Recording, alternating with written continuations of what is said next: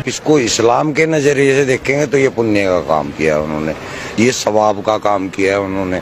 ये कुरान के स्क्रिप्चर सूरह तौबा की जो 5 आयत है उसके अंदर सेम टू सेम यही प्रक्रिया लिखी है कि काफिरों को जहां पाओ वहां देखो, उनको मारो, घात लगा करके उनको मारो। इन्होंने भी तो वही किया, घात लगा के मारा, बाकायदा उसकी रेकी हुई है।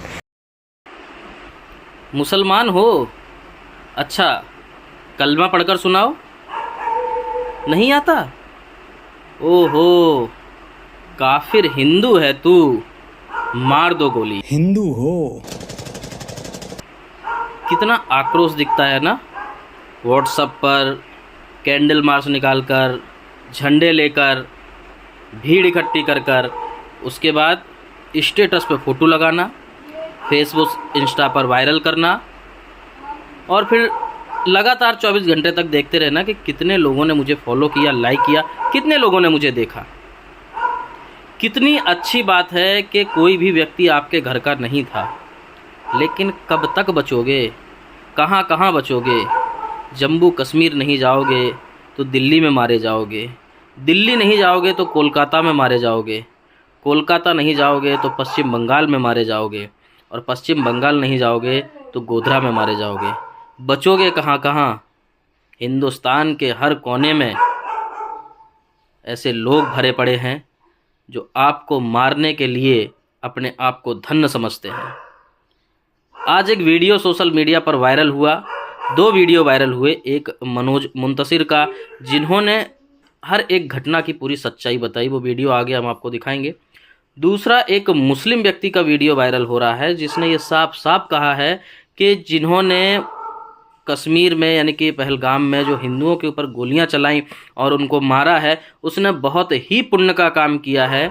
ये हमारे यहाँ पुण्य का काम माना जाता है और मैं उनको सलाम करता हूँ कि उन्होंने एक बहुत बड़े पुण्य का काम किया। अब सोचने और समझने वाली बात यह है कि आप हर हर महादेव और जय श्री राम के नारे से ना तो इकट्ठा हो पा रहे हैं, ना अपने आप को हम हिंदू एक हैं कह पा रहे हो। तो कम से कम अल्लाह अकबर या कलमा पढ़कर अपनी जान ही बचा लो, मुस्लिम ही बन जाओ। लेकिन कुछ लोगों का खून खोलता है, कुछ लोग लड़ने मरने के लिए तैयार हो जाते हैं देश और धर्म को बचाने के लिए, लेकिन कुछ लोग सेकुलर के नाम पर अभी भी लड़ाई झगड़े नहीं करना चाहते, अपने आप को, अपनी माँ बहनों को, बेटियों को किसी और के हवाले कर देना चाहते हैं।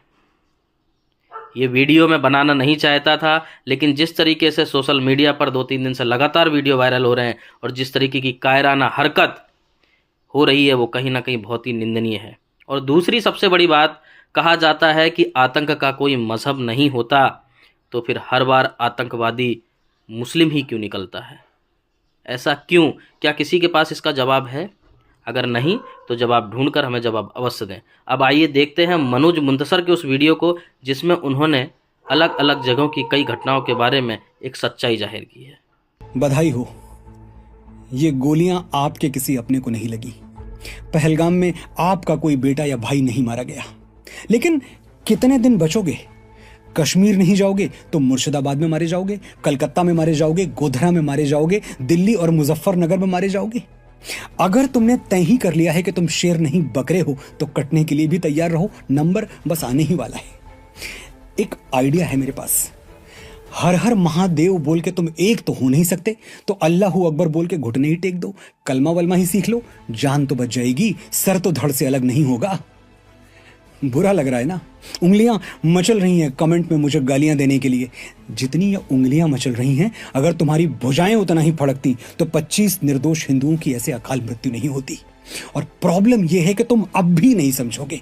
मैं कहूंगा हिंदू खतरे में है, तुम कहोगे संघी है, आरएसएस वाला है। मैं कहूंगा बंटोगे तो कटोगे, तुम कहोगे बीजेपी का चमचा है। मैं कहूंगा औरंगजेब का इस्लाम नहीं चलेगा, तुम कहोगे हम तो सेक्युलर हैं, जब तक दरगाह पे चादर न चढ़ा दें हमको चैन ही नहीं आता। ये गंगा जमुनी तहजीब का जो कार्ड तुम जेब में लिए घूमते रहते हो, दिखा देते पहलगाम में, मिल लेते भाईजान से गले। और सुनो, ये तो कहना ही मत कि आतंकवाद का कोई मजहब और मुल्क नहीं होता। ये इंस्टाग्राम पर 4 लफंगों की रीलें देखकर जो लिबरल ज्ञान जगा है ना तुम्हारे अंदर, मेरी नजर में इसकी वैल्यू 2 टके की है। संतोष जगदाले को अब तक तो जान ही गए होंगे। उनका परिवार जान बचा के टेंट में छुप गया था। पाकिस्तानी दरिंदों ने टेंट से संतोष को बाहर बुलाया और कलमा पढ़ने को कहा। संतोष कलमा नहीं पढ़ पाए तो उनको गोली मार दी। मंजूनाथ शिवामू कर्नाटक से थे। उनकी पत्नी पल्लवी के सामने आतंकियों ने उन्हें तड़पा तड़पा के मारा। पल्लवी ने कहा, मेरे पति को मार दिया, मुझे भी मार दो। जवाब मिला, तुम्हें नहीं मारेंगे, just go and tell Modi. Yes we will tell Modi. प्रधानमंत्री किसी राष्ट्र के लिए पिता स्वरूप होता है। 100 करोड़ हिंदुओं के लिए पिता की जगह पर आप हैं मोदी जी।